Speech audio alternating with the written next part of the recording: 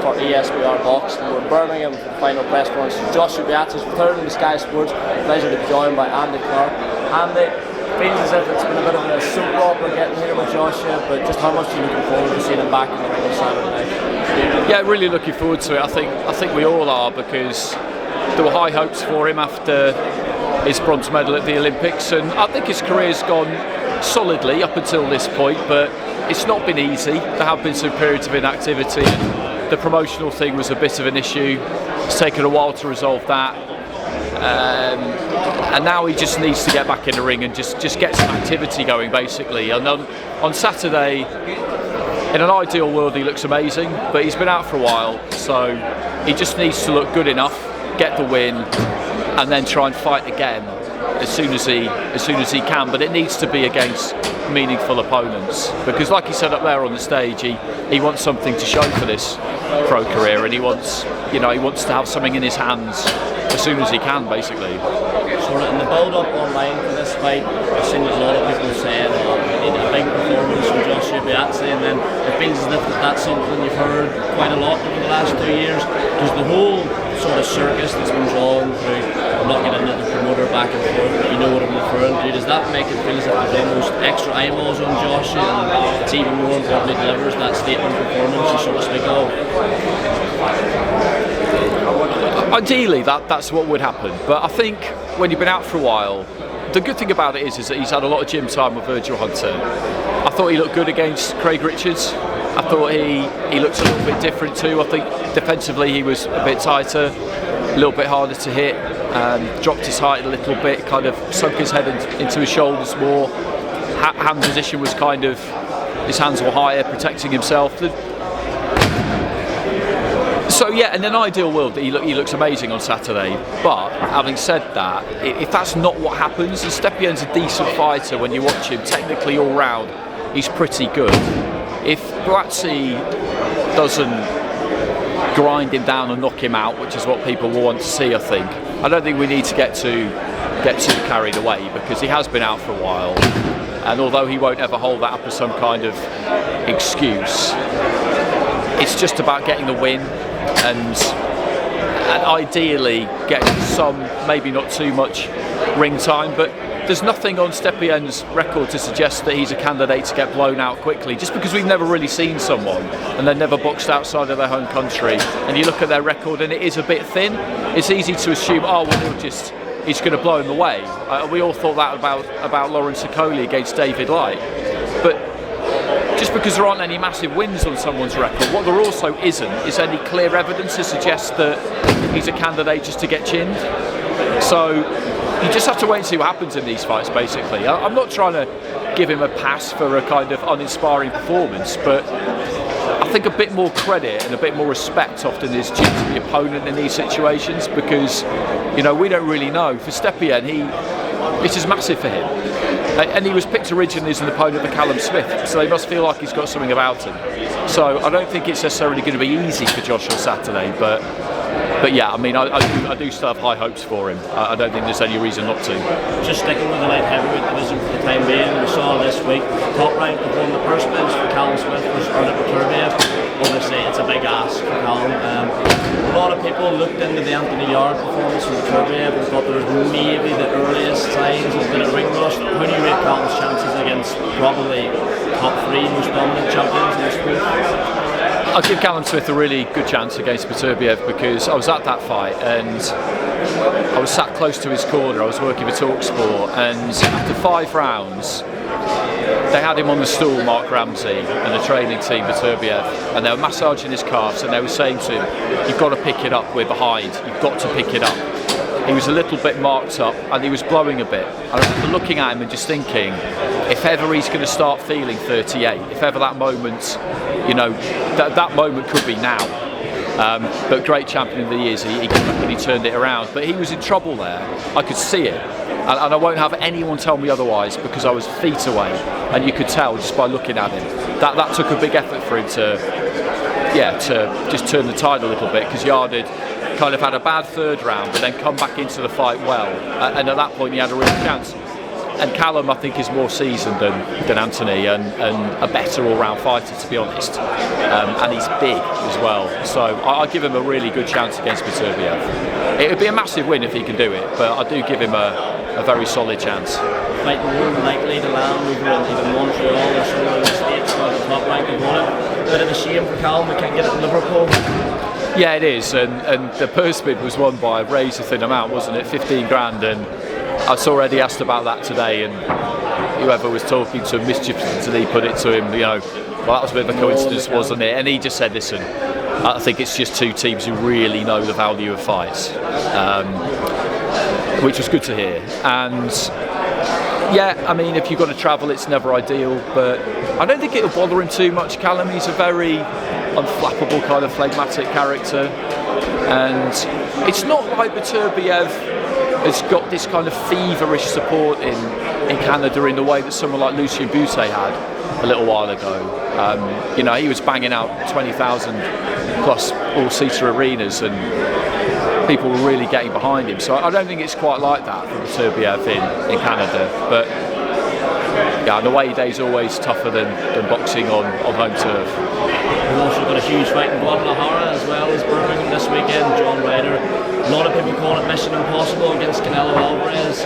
What sort of chance do you realistically give John against someone who's still, I think, a consensus top pound fighter in their own backyard? It's really hard, obviously. It's really, really hard. And I think one thing that doesn't really help John is the fact that the way that he likes to go about it, the way that he likes to fight, I think is kind of the way that Canelo likes his opponents to fight. Because he'll look to get it onto the inside, he's got to, given his kind of physical dimensions. So I think that'll be difficult for him. But I've been following John's career right from the beginning, and did quite a lot of his early-ish fights 10 plus years ago. There've been ups and there've been downs, and it's been great to see him come through to this point, because I did his fight against Rocky Fielding when he was beaten on points for a British title at super middle, and it was close, but it was a fair enough decision, I felt, and I just wondered where he was going to go from there, to be honest. But the way he's come back from it is tremendous. All starting with a big knockout of Patrick Nielsen on a World Boxing Super Series card, and the defeat against Callum Smith was a bit unlucky. I thought he could have got the decision. I didn't think it was, after the event, that's kind of gone down in folklore as this out-and-out robbery. I didn't really think it was. I thought the cards were way too wide, but I thought it could have gone either way, and he didn't get it. And if he had got it, then you're defending as champion and you're making life-changing money, and that's what people forget sometimes. It's not just the belt. So for him to get this chance, I saw him actually at the weigh-in for Fury Chisora in December, and we were just chatting. I'd seen him for a bit because he's been fighting on his own, and I just said, look, I just really hope you get that fight and just make all that money, because you deserve it. And he does. I really do think he does, and I think he'll give a good account of himself. He's tough, he's good, he won't shrink from it, he won't bottle it. Canelo could be amazing on the night. He's boxing in front of his home crowd, and he could really turn it on, and it could go badly for John. That's a possibility. But what I really hope is that he walks away from the ring, whatever happens, feeling like, I did what I wanted to do in there.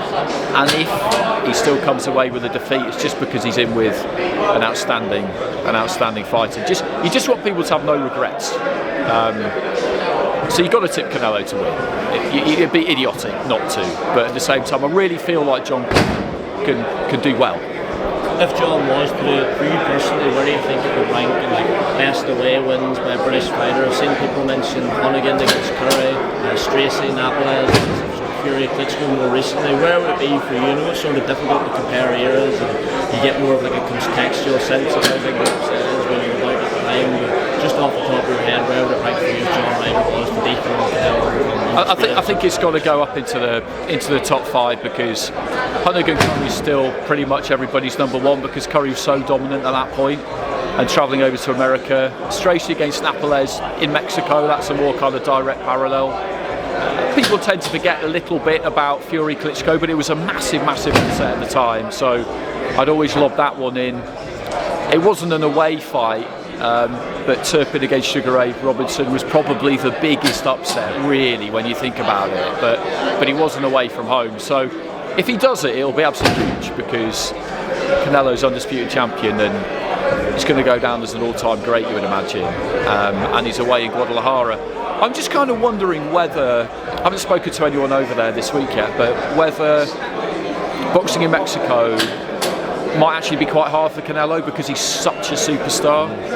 Whether the demands on his time will just make things quite difficult for him, or whether it'll go the other way and take him to another level. But if John manages to do it, then I mean, you can make an argument that he'll go in at number one because, you know, it's on paper it'll be every bit as good as anything anyone else has done, I would say. We shall see. Just last couple on the spent of your time already.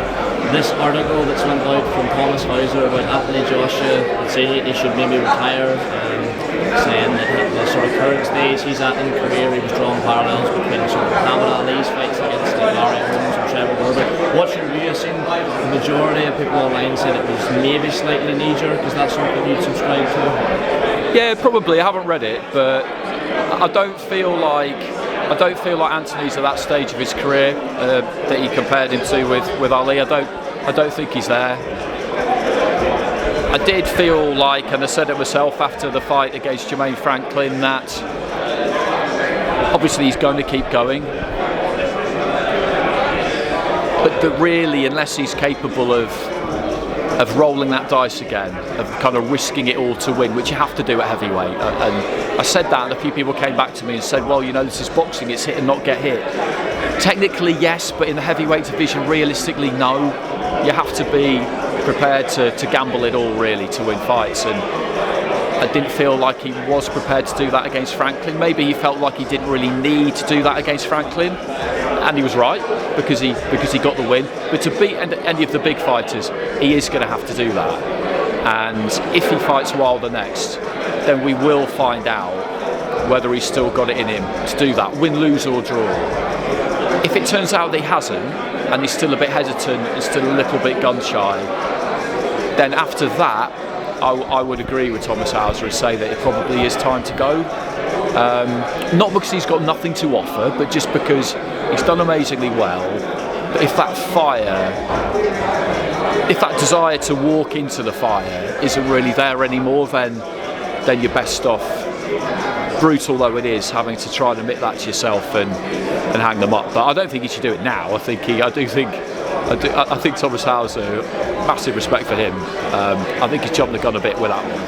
Just sticking with the heavyweight division, Tyson Fury, we're expecting, well, there's a lot of speculation on his next opponent for the summer. You'd imagine an announcement will coming in the next 2 or 3 weeks.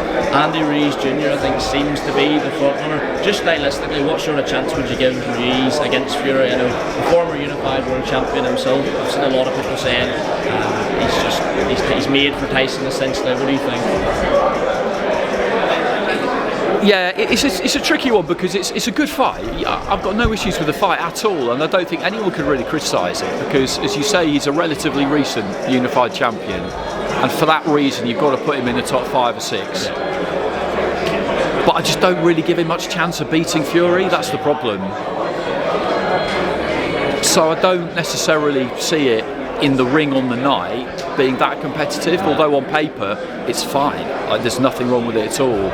I think it'll be very hard for Ruiz. I think it's going to be very hard for anybody against Fury. I still think Usyk's his hardest fight. I still feel like we will get it towards the end of the year. There were some other reasons apart from her splits and all that other stuff everybody goes on about as to why the first half of the year became a bit tricky. So I feel like we will see it. But yeah, I mean, I was there in New York when he beat Anthony Joshua, Andy Ruiz, and he sprang a massive upset that night. So it would be a bit foolish to say that he's not capable of doing it again. But I just can't. I don't see how he does it. Just very last one, Andy.